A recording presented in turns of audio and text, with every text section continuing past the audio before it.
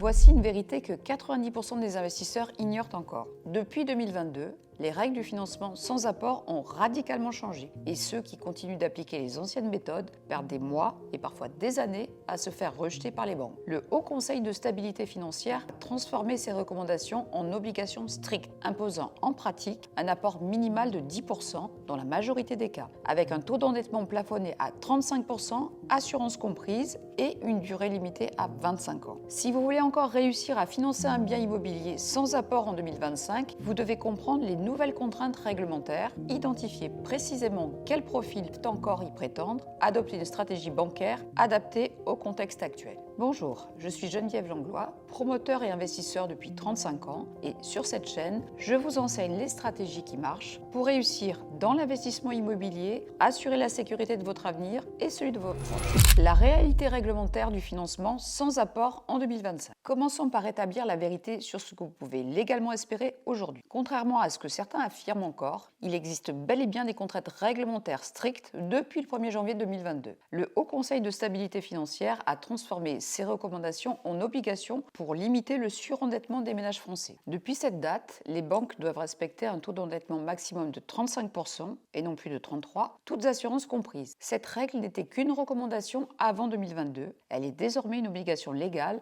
avec très peu d'exceptions possibles. Les banques qui dépassent systématiquement ce seuil s'exposent à des sanctions de la part des autorités de contrôle. Deuxième contrainte majeure, la durée maximale des prêts immobiliers est désormais limitée à 25 ans dans la grande majorité des cas. Cette limitation vise à réduire le risque bancaire et la charge d'endettement globale des emprunteurs sur le long terme. Troisième point crucial, bien qu'aucune loi n'interdise formellement le financement à 100%, les banques exigent en pratique un apport personnel de moins 10% du prix total du bien dans la majorité des dossiers. Cette exigence découle directement des nouvelles obligations de prudence imposées par le HCSF. Les profils qui peuvent encore prétendre au financement intégral. Malgré ce durcissement, certains profils conservent des possibilités d'obtenir un financement sans apport personnel. Les fonctionnaires, titulaires avec plus de 5 ans d'ancienneté, bénéficient encore d'une certaine bienveillance bancaire en raison de la stabilité de leurs revenus. Les cadres en CDI, dans de grandes entreprises, avec une ancienneté supérieure à 3 ans et des revenus nets supérieurs à 4 500 € mensuels, peuvent également prétendre à un financement intégral sous certaines conditions. Les professions libérales, établies depuis plus de 5 ans, avec des revenus stables et croissants, conservent aussi cette possibilité. L'élément déterminant reste la qualité globale du dossier. Absence totale de découvert bancaire sur les 12 derniers mois, gestion irréprochable des comptes, épargne résiduelle après acquisition démontrant une capacité de précaution financière.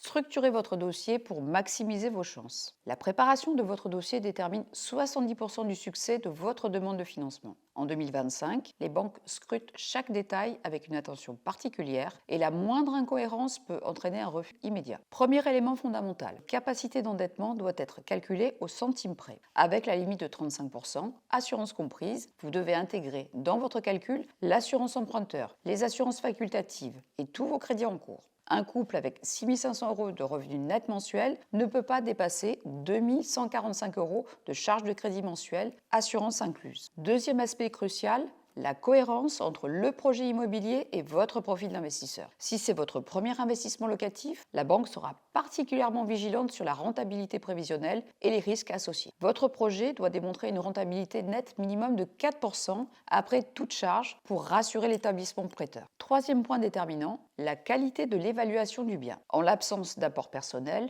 la banque prendra un risque plus élevé et sera donc particulièrement exigeante sur la valeur réelle du bien par rapport au prix d'acquisition. Un bien acheté 10% en dessous de l'estimation des domaines ou de l'expertise bancaire facilite considérablement l'obtention du crédit. L'importance de la localisation géographique. La localisation de votre investissement influence directement les décisions bancaires. Les banques privilégient les zones géographiques qu'elles connaissent bien, où elles anticipent une stabilité des prix immobiliers. Investir dans une métropole régionale dynamique, avec un marché locatif tendu, rassure davantage qu'un investissement dans une zone en déclin démographique ou peu dynamique sur le plan économique. Les critères géographiques préférés des banques incluent la proximité des transports en commun, la présence d'employeurs importants, croissance démographique positive sur les 5 dernières années, un marché locatif avec un taux de vacances inférieur à 5%. Négocier efficacement avec les établissements bancaires. En 2025, toutes les banques n'appliquent pas les nouvelles règles avec la même rigidité. Certains établissements conservent une marge de manœuvre pour les dossiers exceptionnels. D'autres ont durci leurs critères au-delà des obligations réglementaires minimales. Les banques régionales et mutualistes se montrent souvent plus flexibles que les grandes banques nationales sur les financements sans apport. Elles connaissent mieux le marché local et peuvent prendre des risques mesurés sur des projets qu'elles comprennent parfaitement. Les banques en ligne et néobanques développent parfois des politiques commerciales agressives pour conquérir de la clientèle. Mais leurs critères d'acceptation restent généralement automatisés et moins personnalisables. Préparez votre discours commercial. Votre présentation du projet doit suivre une logique imparable. Pour ce bien, dans cette zone, à ce prix, avec cette rentabilité prévisionnelle, la banque doit comprendre que vous avez une stratégie d'investissement réfléchie et non une démarche opportuniste. Préparez des arguments solides sur la valorisation du bien. Comparaison avec les transactions récentes du secteur, potentiel de plus-value à 5 ans, qualité du marché locatif local. Plus votre argumentaire sera documenté, plus votre crédibilité sera forte. Anticipez les objections classiques. Pourquoi n'avez-vous pas d'apport? Comment comptez-vous faire face à une période de vacances locatives? Que se passe-t-il en cas de gros travaux imprévus? Vos réponses doivent démontrer que vous avez anticipé tous les risques. Multipliez les approches bancaires. Ne vous limitez jamais à votre banque habituelle pour ce type de demande. Les conseillers des agences de proximité sont souvent habitués au crédit de résidence principale et peuvent manquer d'expérience sur l'investissement locatif sans apport. Ciblez les centres d'affaires spécialisés dans l'immobilier d'investissement, les conseillers en gestion de patrimoine des grandes agences, les courtiers en crédit immobilier qui connaissent les spécificités de chaque banque. Préparez-vous à essuyer plusieurs refus avant d'obtenir un accord. C'est normal et prévisible en 2025. Chaque refus vous donne des informations sur les points améliorés dans votre dossier pour les demandes suivantes. Si vous souhaitez bénéficier d'un accompagnement personnalisé pour structurer ce type de dossier complexe et éviter les erreurs qui compromettent vos chances, cliquez sur le lien dans la description pour réserver un appel et candidater au Club Imo.